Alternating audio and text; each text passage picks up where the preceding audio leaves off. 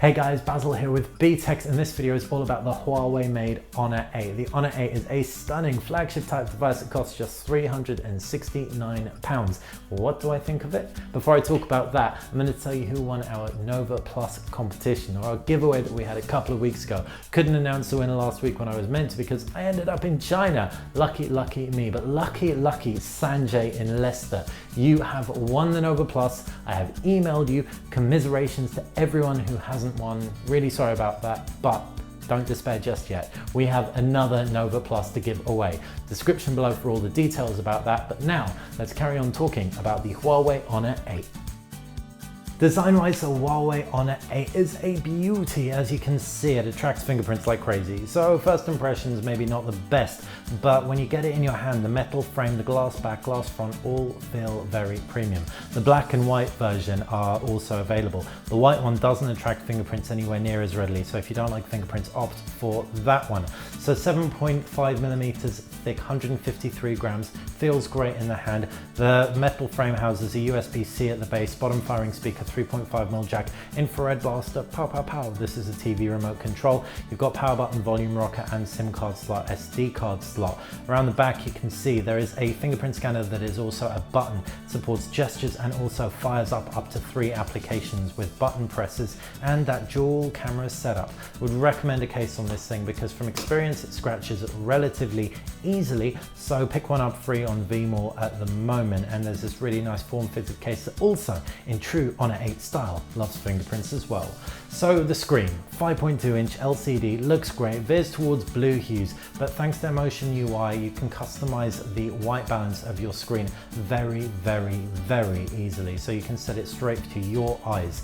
424 pixels per inch means that it is going to be sharper than any of the iPhones, which is great. You've also got eye protection mode, which is a blue light filter. As for what's inside, it runs Android, which means access to all the applications you're going to want on the Google Play Store. It's also got a customized Android experience, Emotion user interface. That's Huawei's experience, and it's actually pretty sweet in a lot of areas. For example, if I pinch out, I can see there's an overview of my home screen. I can customize things from transitions right through to more stuff. But I can also select multiple icons, drag them into folders and things, so it's really easy to just organize your home screen with Emotion UI. You can also pinch in to get an overview, reverse pinch to get hidden applications tray, so where you have applications that you maybe don't want everyone to see.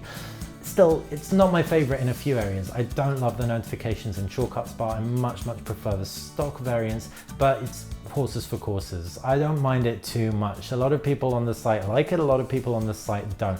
What do you guys think? Emotion UI, yay or nay? Let us know. But when you get past Emotion UI, you do have fundamentally a great Android experience with a lot of power under the hood, and that's what I will come on to after I talk about those cameras. 2 12-megapixel snappers, 1 monochrome, 1 full color RGBW. Take great pictures. You can actually fire up the camera nice and quickly. You can see I was in perfect selfie mode. I can swap around to the rear camera and take a quick pic of this here DSLR, and it takes a great quick picture. I mean, I was so confident that it would. You can see minimal kinds of noise. I'm not in great lighting now. If I fire the flash on, it will be an even better picture of the mug in the background, for example.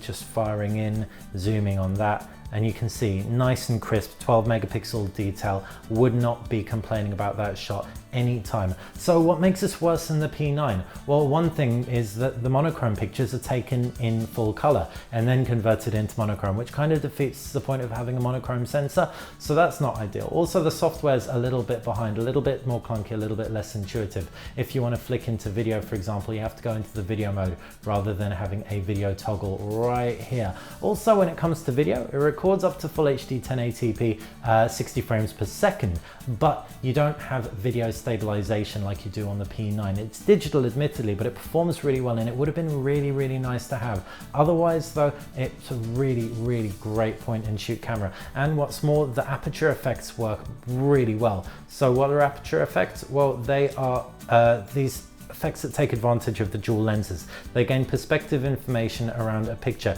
and then you can focus retrospectively after you've taken the picture, as you can see I'm doing now, and that works a treat, better than any single camera lens. It's on par pretty much with the iPhone, but the nice thing about this is that it's more malleable once you've actually taken the shot. Under the hood you have 32 gigabytes of memory, which is good. You can also expand it via micro SD card, which is great. 4 gig of RAM, and it's powered by a high silicon Kirin 950 processor. So Kirin processors generally have gotten way better over time. The 950 wasn't quite as battery efficient as the 955, but it's still amply good for just general UI swiping and basic gaming. The GPU isn't mind-blowingly good, but I didn't really have any issues with any of the games I threw on it. I threw a load of RPGs on here, so yeah, think you should be pretty okay with this thing.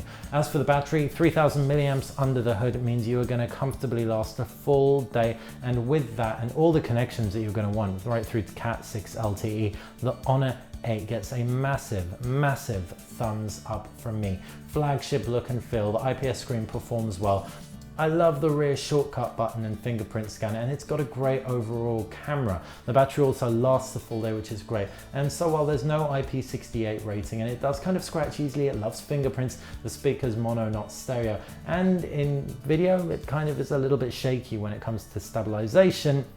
I can still wholeheartedly recommend the Honor 8 made by Huawei. Gets a solid 8 out of 10 from BTECT. What do you guys think? Honor 8 yay or nay? Let us know in the comments section below, and remember, also check the description out so you can win yourself a Nova Plus. Thanks for watching BTECT.